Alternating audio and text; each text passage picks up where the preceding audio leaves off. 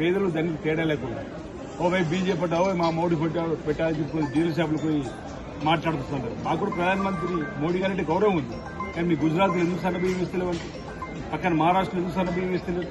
ఈరోజు మీరు ఎంపీగా గెలిచినటువంటి కాశీ ఉత్తరప్రదేశ్లో ఉంది, ఎందుకు ఉత్తరప్రదేశ్లో ఇస్తలేదు సన్నబియ్యం? ఎక్కడ సన్నబియ్యాలు? కేవలం రేవంత్ రెడ్డి గారి ఆలోచన, తూకుమరెడ్డి రెడ్డి గారి ఆలోచన.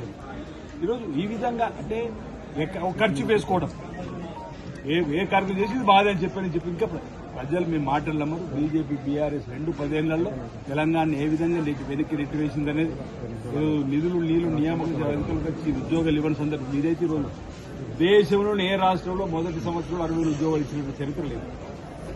నిరుద్యోగులకు 60,000 ఉద్యోగాలు ఇచ్చిన చరిత్ర లేదు అంటున్నారు.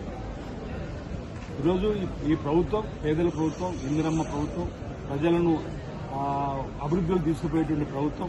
ఈరోజు విమర్శలు మానాలని ఈరోజు హిస్టారికల్ మూవ్మెంట్ అయినటువంటి బీసీ బిల్లును ఈరోజు అసెంబ్లీలో ఆమోదింప చేసుకొని కేంద్రానికి స్వతహాగా బీసీ బిడ్డ కాదు రేవంత్ రెడ్డి గారు, రాహుల్ గాంధీ గారు భారత్ జోడోలో భాగంగా ఏదైతే కులగణన జరగాల్సిందే, వివక్షత పోవాలంటే, అసమానత తొలగాలంటే ఓ ఎక్స్రే ఓ ఎంఆర్ఐ లాగా కులగణన జరిపి తీరాలంటే ఈరోజు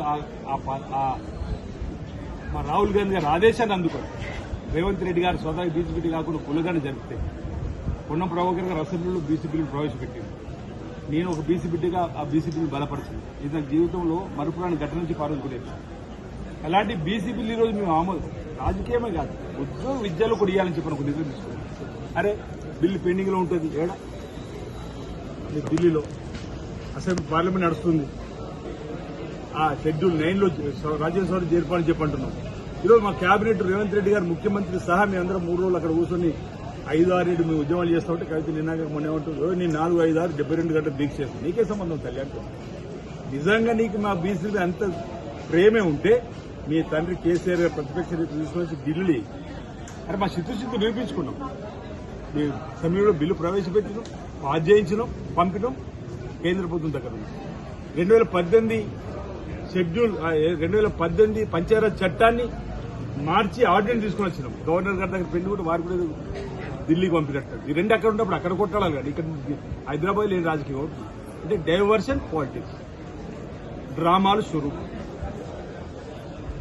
అరే మీ కుటుంబంలో గొడవ మా మీదేం తీసుకొస్తారు?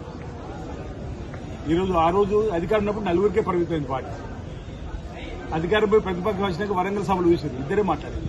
ఇప్పుడు ఇద్దరికే పరిమితం అయిపోయింది. ఫోటోలు కూడా ఇద్దరే మీరు బ్యానర్ చూసారు. అదే మా కాంగ్రెస్ పార్టీలో సామాజిక న్యాయం ఉంటుంది. ఎస్సీ మాట్లాడుతారు, ఎస్టీ మాట్లాడుతారు, బీసీ మాట్లాడుతారు, మైనార్టీ మాట్లాడుతారు, సామాజిక కులాల వారిగా అందరినీ మాట్లాడించి అన్ని వర్గాలు కలుపుకొని పోతాం. కానీ వరంగల్ సభలో ఎవరు మాట్లాడారు? ఇద్దరే ఇద్దరు, దయాకర్ రావు గారు, కేసీఆర్ గారు. మీద ఉన్న ఫోటో చూడండి, కేటీఆర్కి కేసీఆర్, హరీష్ ఫోటో కూడా కథ అయిపోయింది, కవిత ఫోటో కూడా ఒక కథ అయిపోయింది. ఆ రోజేమో 4 నడిపారు అధికారం ఉన్నప్పుడు, ప్రతిపక్ష కక్షకి ఇద్దరికి వచ్చారు. ప్రతిపక్ష పాత్ర కూడా ఈరోజు సరిగ్గా పోషించలేకపోతుంది కేసీఆర్ గారు. అందరూ చూస్తున్నారు. ఎస్సీ వర్గీకరణ కూడా చేసినటువంటి సందర్భంలో అసెంబ్లీలో మాట్లాడేది మాట. ఈరోజు మేము ప్రజలకు ఒక్కటే చెప్పదలుచుకున్నాం. ఈరోజు ఈ ప్రభుత్వం పేదల ప్రభుత్వం, ఇందిరమ్మ ప్రభుత్వం రాబో రోజుల్లో ఈ ప్రాంతాన్ని అన్ని రంగాల్లో అభివృద్ధి పథకాలు తీసుకుపోయే కార్యక్రమం చేస్తామని సందర్భంగా మీ ద్వారా తెలియజేస్తాం.